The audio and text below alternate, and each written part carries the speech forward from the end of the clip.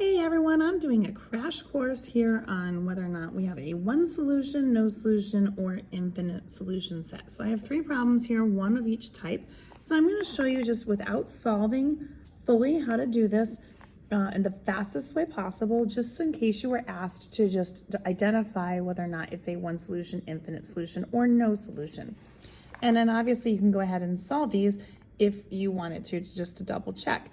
So if we take a look at these problems, we'll start off with this first one. Obviously they don't look alike, so I do need to do a little bit of work on both sides just to kind of identify what's going on. So if I do the distributive property, 7 times 2 is 14, and then the 7 times 5, v is going to be plus 35v.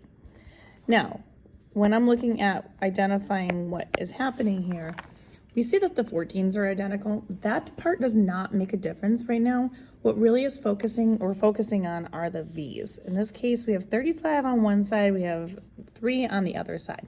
If they are different on both sides, so they have to be completely different, and when they are completely different, then that means there is going to be what's called a one solution. That means that when you go ahead and you solve it, you're going to get a V on one side, you'll get an answer like a number on the other side. Now, that number may be a fraction, it might be a decimal, it might be negative, positive, it doesn't really matter. You'll just have one solution that's going to make that statement true. So that's one solution. You have the variable on both sides of the equation are going to be different. Now let's take a look at this next problem. As you can see, again, it doesn't look identical or doesn't look like it's the same. You got to do a little bit of work to it to make sure you can kind of identify things. So now we've got 36 minus 7p on that side. When I do this side here, negative 7 times p is negative 7p. And then negative 7 times negative 5 is going to give you a positive 35. So now here you can see that the negative 7p on this side and there's a negative 7p on this side. What happens with a situation like this, where you're identical variables on both sides? If I moved one to the other side, it doesn't matter which one, if I moved this one over here or this one over here, those are going to end up eliminating. They're going to be zeroed out completely and they're not going to exist. So in this case, you're just looking at the constants. If the constants are different, then you have what's called no solution. That means that nothing you're going to put in there is ever going to make that statement true. So you can try all you want, but nothing's going to work because that will never balance each other out, because these two will remain the same, but the constants are not going to be the same.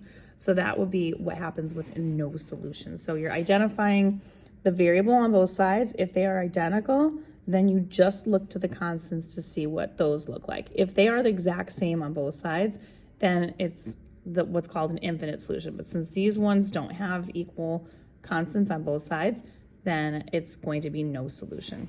Now when we look at this last one, we can see again, it does not look like they're the same.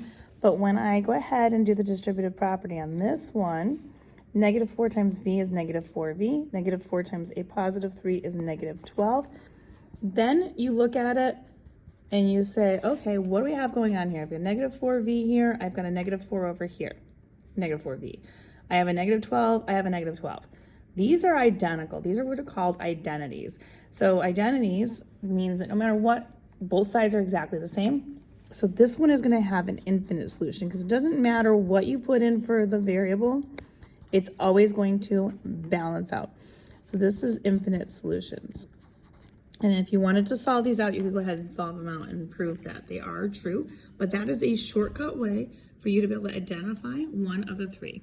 If you have more questions like this, you can find them on my YouTube channel. You want algebra, check them out under the infinite solutions side.